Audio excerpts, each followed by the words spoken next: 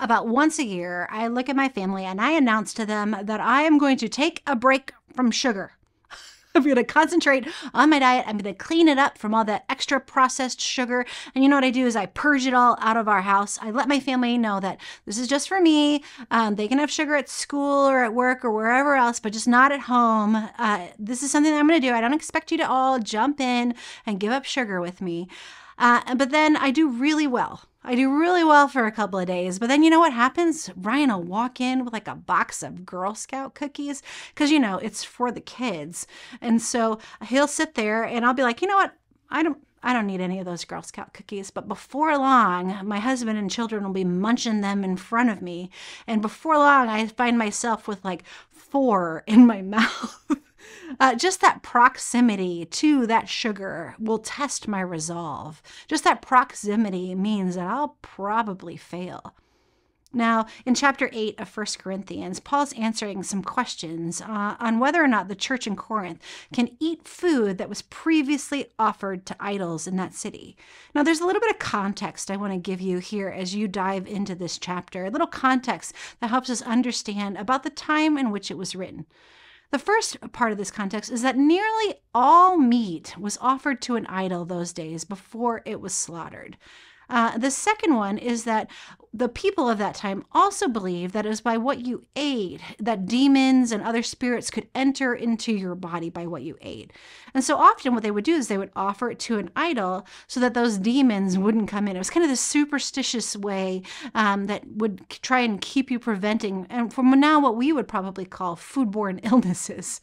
And third, when meat was offered in the marketplace, like if you were going and you were just going to buy like a leg of lamb or something like that, you just part of it. You wouldn't actually really know if before they slaughtered that animal, if they had offered it to an idol.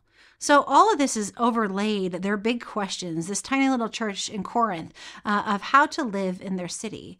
And in all this, Paul sits there and says that Christians, if you call yourself Christians, what you've achieved is some kind of greater knowledge than the people around you. He starts his chapter saying, all of us know that we possess knowledge, and knowledge puffs up, but love builds up. You see, Paul firmly believes that there's no other God but our God in Jesus Christ, to whom all things were made. That when things are offered to these other gods in those little cities, if they're offered to these other minor gods, it's inconsequential, since God is the God of all and those things don't actually mean anything.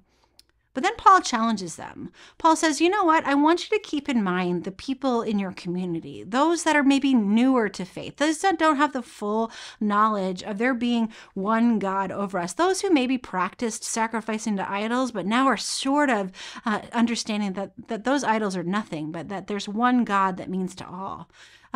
So Paul is telling them to be mindful of others in their community. Now, it's really hard for me to give up sugar if my kids are eating sugar right in front of me because I'm influenced them, even if I have the deepest of convictions. Now, Paul is telling the church in Corinth to consider what they're doing, to consider it an act of love for people that haven't gained the depth of knowledge and trust in the Lord that they experience. You see, we're encouraged to give up some of our own desires to help keep someone who might be new on the path in a way of understanding, because they're looking to what you're doing.